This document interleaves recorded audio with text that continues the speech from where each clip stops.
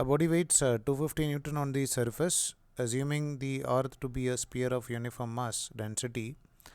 How would it weight halfway down the earth center of earth?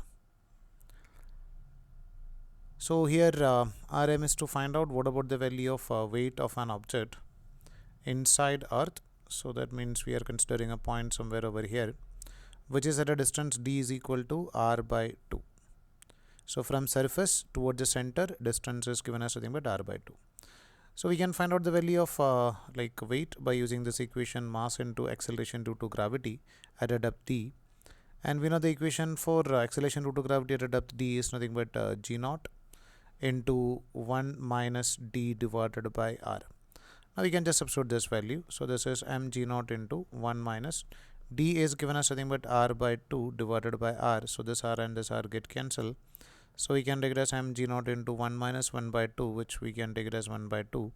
Or you can write this is equal to mg naught divided by 2.